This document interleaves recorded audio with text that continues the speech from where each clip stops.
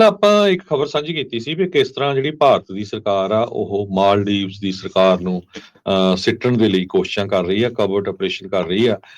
ਪਰ ਦੂਜੇ ਪਾਸੇ ਚਾਈਨਾ ਵਾਲੇ 38,000 ਸਕੁਅਰ ਕਿਲੋਮੀਟਰ ਏਰੀਆ ਦੱਬੀ ਬੈਠੇ ਆ ਤੇ ਉਹਦੇ ਦੋ ਮੁਲਕ ਬਣਾਉਣ ਨੂੰ ਫਿਰਦੇ ਹੈਗੇ ਆ। ਅੱਜ ਵਾਸ਼ਿੰਗਟਨ ਪੋਸਟ ਨੇ ਬਹੁਤ ਵੱਡੀ ਰਿਪੋਰਟ ਛਾਪੀ ਆ, ਕਿਸ ਤਰ੍ਹਾਂ ਇੰਡੀਆ ਦਾ ਜਿਹੜਾ ਕਵਰਟ ਕਿਲਿੰਗ ਦਾ ਆਪਰੇਸ਼ਨ ਆ ਪਾਕਿਸਤਾਨ ਦੇ ਵਿੱਚ ਚੱਲ ਰਿਹਾ ਆ। ਇਹ ਬਹੁਤ ਲੰਬੀ ਰਿਪੋਰਟ ਆ, ਆਪਾਂ ਥੋੜੀ ਜਿਹੀ ਡਿਸਕਸ ਕਰਾਂਗੇ ਤੇ ਪੜ੍ਹਿਓ ਜਰੂਰ ਜਿੰਨੇ ਵੀ ਸਾਡੇ ਸਰੋਤੇ ਆ। ਵਾਸ਼ਿੰਗਟਨ ਪੋਸਟ ਅੱਜ ਦੀ ਜਿਹੜੀ ਆ, in India's shadow war with Pakistan, a campaign of covered killings.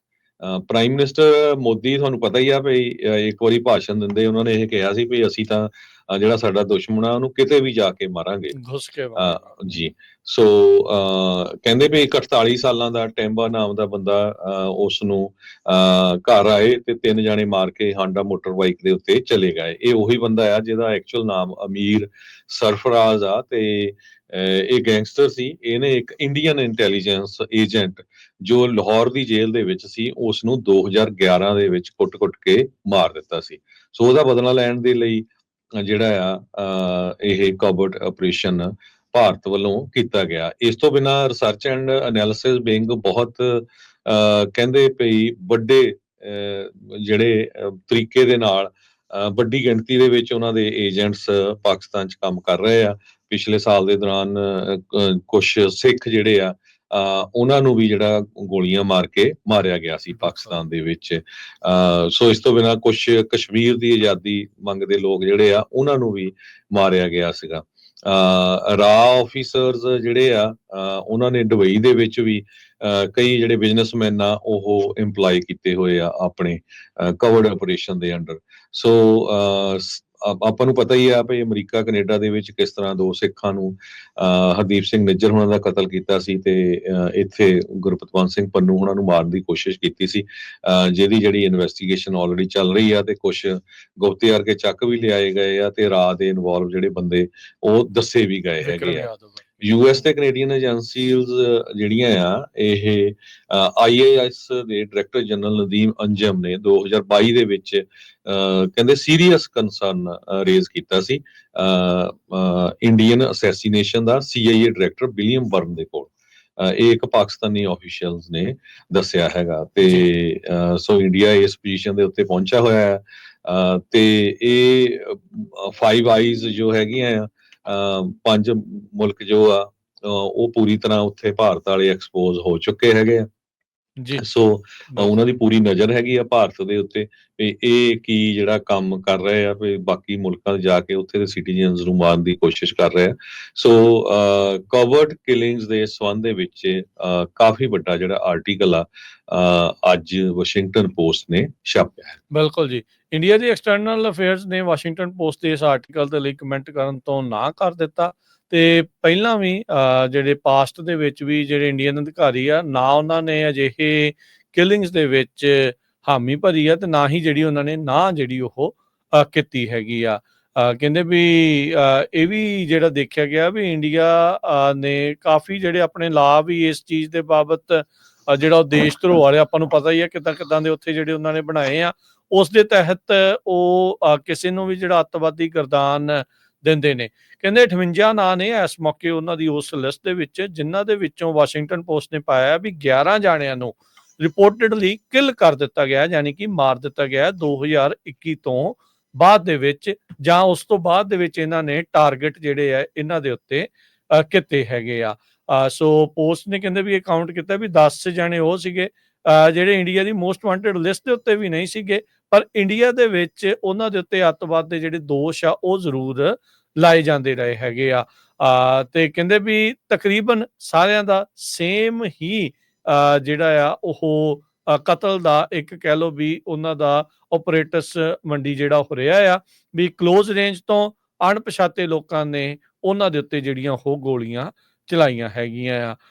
ਇਸੇ ਤਰੀਕੇ ਦੇ ਨਾਲ ਜਿੱਦਾਂ ਤੁਸੀਂ ਵੀ ਦੱਸਿਆ ਵੀ ਪਾਕਿਸਤਾਨ ਦੇ ਵਿੱਚ ਕੁਛ ਅਜਿਹੇ ਸਿੱਖ ਚਿਹਰੇ ਵੀ ਨਾਮ ਸੀਗੇ ਜਿਨ੍ਹਾਂ ਦਾ ਇਸੇ ਤਰੀਕੇ ਦੇ ਨਾਲ ਜਿਹੜਾ ਕਤਲ ਹੋਇਆ ਦੱਸਿਆ ਜਾਂਦਾ ਹੈ ਤੇ ਉਦੋਂ ਤੋਂ ਹੀ ਜਿਹੜੇ ਸਿੱਖ ਨੇ ਪੰਥਕ ਲੋਕ ਨੇ ਉਹ ਦੇਖਦੇ ਆਏ ਆ ਵੀ ਇਹਨਾਂ ਦਾ ਸਿੱਧਾ ਤੇ ਸਿੱਧਾ ਜਿਹੜਾ ਉਂਗਲ ਆ ਉਹ ਇੰਡੀਆ ਵੱਲ ਨੂੰ ਹੀ ਜਾਂਦੀ ਰਹੀ ਹੈਗੀ ਆ। 2014 ਦੇ ਵਿੱਚ ਉਸ ਜਿਹੜਾ ਮੌਜੂਦਾ ਹੁਣ ਨੈਸ਼ਨਲ ਸਿਕਿਉਰਿਟੀ ਐਡਵਾਈਜ਼ਰ ਆ ਅਜੀਤ ਡੋਵਾਲ, ਉਹਨੇ ਇਹ ਵੀ ਕਿਹਾ ਸੀਗਾ ਵੀ ਅਸੀਂ ਪਾਕਿਸਤਾਨ ਨੂੰ ਇਨਵੇਡ ਕਰਾਂਗੇ ਤੇ ਨਹੀਂ ਤਾਂ ਇੰਡੀਆ ਦੇ ਦੁਆਰਾ ਜਿਹੜਾ ਪਾਕਿਸਤਾਨ ਦੇ ਵਿੱਚ ਲੁਕ ਛਿਪ ਕੇ ਇਹਨਾਂ ਨੂੰ ਜਿਹੜਾ ਅਸੀਂ ਕਤਲੋਗਾਰਤ ਕਰਾਂਗੇ ਤੇ ਐਸੇ ਤਰੀਕੇ ਦੇ ਨਾਲ ਉਹ ਚੀਜ਼ ਉੱਥੇ ਚੱਲ ਰਹੀ ਹੈਗੀ ਆ। ਸੋ ਜਿੱਦਾਂ ਤੁਸੀਂ ਦੱਸਿਆ ਵੀ ਇਹ ਕਾਫੀ ਲੰਬਾ ਜਿਹੜਾ ਇਹ ਆਰਟੀਕਲ ਜਿਹੜਾ ਉਹ ਹੈਗਾ ਆ। ਉਧਰ ਵੈਸਟ ਦੇ ਵਿੱਚ ਵੀ ਜਿਹੜੇ ਇੰਡੀਆ ਵਾਲੇ ਪਲਾਟ ਕਰਨ ਤੋਂ ਹਟ ਨਹੀਂ ਰਹੇ। ਇੱਥੋਂ ਤੱਕ ਕਿ ਆਪਾਂ ਦੇਖਿਆ ਵੀ ਭਾਈ ਨਿੱਜਰ ਹੋਣਾ ਦਾ ਕਤਲ ਵੀ ਇਹਨਾਂ ਨੇ ਕਰ ਦਿੱਤਾ ਹੈਗਾ ਤੇ ਪੰਨੂ ਦਾ ਜਿਹੜਾ ਆ ਉਹ FBI ਨੇ CIA ਨੇ ਸਮੇਂ ਰਹਿੰਦੇ ਹੋਏ ਹੀ ਫੜ ਲਿਆ, ਨਹੀਂ ਤਾਂ ਉਹ ਵੀ ਉਸੇ ਪਾਸੇ ਵੱਲ ਨੂੰ ਹੀ ਜਿਹੜਾ ਉਹ ਵੱਧ ਰਹੇ ਸੀਗੇ। ਕ੍ਰਿਸਟੋਫਰ ਕਲੈਰੀ ਇੱਕ ਪ੍ਰੋਫੈਸਰ ਹੈਗੇ ਪੋਲੀਟੀਕਲ ਸਾਇੰਸ ਦੇ ਸਟੇਟ ਯੂਨੀਵਰਸਿਟੀ ਆਫ ਨਿਊਯਾਰਕ ਐਲਬਨੀ ਦੇ ਵਿੱਚ, ਜਿਨ੍ਹਾਂ ਨੇ ਇੰਡੀਅਨ ਆਪਰੇਸ਼ਨਸ ਜੋ ਰਾਹ ਵਾਲੇ ਰਨ ਕਰਦੇ ਆ ਟਾਰਗੇਟਡ ਕਿਲਿੰਗ ਦਾ ਉਹ ਪੂਰਾ ਸਟੱਡੀ ਕੀਤਾ ਹੈਗਾ। ਉਹ ਕਹਿੰਦੇ ਵੀ ਇਹ ਐਗਜ਼ੈਕਟਲੀ ਇਜ਼ਰਾਈਲ ਦਾ ਜਿਹੜਾ ਐਕਸਟਰਨਲ ਇੰਟੈਲੀਜੈਂਸ ਏਜੰਸੀ ਮੁਸਾਦ ਆ ਉਹਦੀ ਕਾਪੀ ਹੈਗੀ ਆ। ਤੇ ਕਹਿੰਦੇ ਵੀ ਬੜੇ ਸਕਸੈਸਫੁਲੀ ਇਹਨੀ ਅਸੈਸੀਨੇਸ਼ਨਸ ਕੀਤੀਆਂ ਹੈਗੀਆਂ, ਖਾਸ ਕਰਕੇ ਲੈਸ ਡਿਵੈਲਪਡ ਕੰਟਰੀਜ਼ ਦੇ ਵਿੱਚ। ਤੇ ਮੁਸਾਦ ਵਾਲੇ ਤੁਹਾਨੂੰ ਪਤਾ ਹੀ ਆ ਵੀ ਉਹ ਕਿਸ ਤਰ੍ਹਾਂ ਆਪਣੇ ਵਿਰੋਧੀਆਂ ਨੂੰ ਮਾਰ ਦਿੰਦੇ ਆ।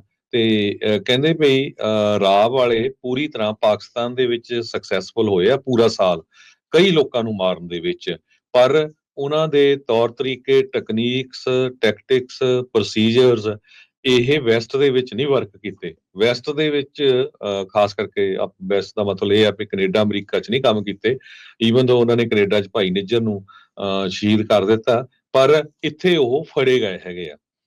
ਜਦੋਂ ਤੋਂ US ਤੇ ਕੈਨੇਡੀਅਨ ਆਫੀਸ਼ੀਅਲਸ ਨੇ ਡਿਸਕਵਰ ਕੀਤਾ ਆ ਵੀ ਵੈਸਟਰਨ ਕੰਟਰੀਜ਼ ਦੇ ਵਿੱਚ ਇੰਡੀਆ ਅਸੈਸੀਨੇਸ਼ਨ ਕਰ ਰਹੀ ਆ ਵੈਸਟਰਨ ਸਿਟੀਜ਼ਨਸ ਦੀ, ਖਾਸ ਕਰਕੇ ਜਿਹੜੇ ਸਿੱਖ ਸੈਪਰੇਟਿਸਟ ਮੂਵਮੈਂਟ ਨਾਲ ਸੰਬੰਧ ਰੱਖਦੇ ਹੈਗੇ ਆ, ਇਹ ਉਹਨਾਂ ਨੇ ਪੂਰੇ ਆਪਣੇ ਧਿਆਨ ਦੇ ਵਿੱਚ ਲੈ ਆਂਦਾ ਆ ਤੇ ਪੂਰੀ ਤਰ੍ਹਾਂ ਉੱਥੇ ਦੇ ਕੁਝ ਲੋਕਾਂ ਨੂੰ ਫੜਿਆ ਵੀ ਆ। ਕੈਨੇਡਾ ਵਾਲਿਆਂ ਨੇ ਕਹਿੰਦੇ ਡਿਪਲੋਮੇਟ ਵਾਪਸ ਕੀਤੇ ਆ, ਅਮਰੀਕਾ 'ਚੋਂ ਰਾਹ ਦੇ ਸਾਰੇ ਆਫੀਸਰ ਭੱਜ ਗਏ ਹੈਗੇ ਆ, ਹਜੇ ਤੱਕ ਰਾਹ ਦਾ ਚੀਫ ਜਿਹੜਾ ਦੁਬਾਰਾ ਕੀ ਅਪੁਆਇੰਟ ਨਹੀਂ ਕੀਤਾ ਗਿਆ ਹੈਗਾ।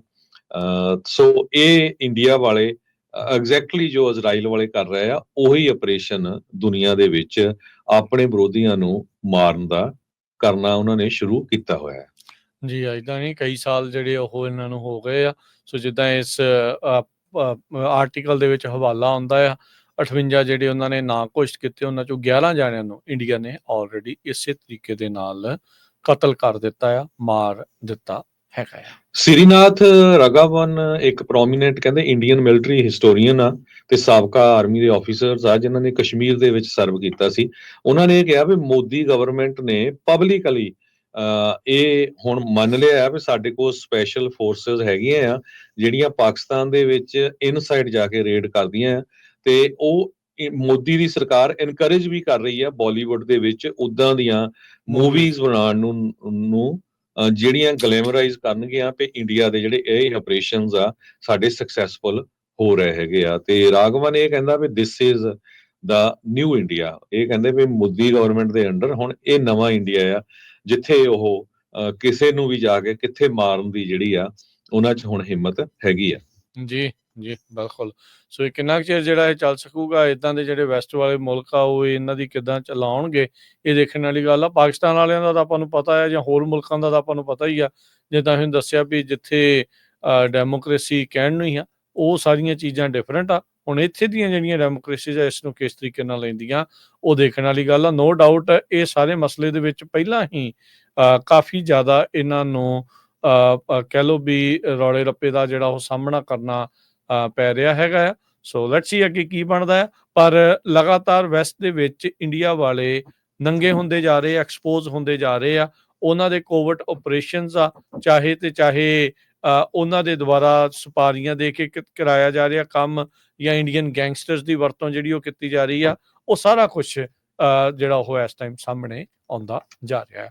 ਤੇ ਇੱਥੇ ਵਾਸ਼ਿੰਗਟਨ ਪੋਸਟ ਵਰਗੇ ਦੀ ਵੀ ਦਲੇਰੀ ਆ ਜਿਹੜੇ ਇਦਾਂ ਦੇ ਇਨਵੈਸਟੀਗੇਟਿਵ ਰਿਪੋਰਟਸ ਲੈ ਕੇ ਦੁਨੀਆ ਸਾਹਮਣੇ ਪੇਸ਼ ਕਰ ਰਹੇ ਹੈਗੇ। ਬਿਲਕੁਲ।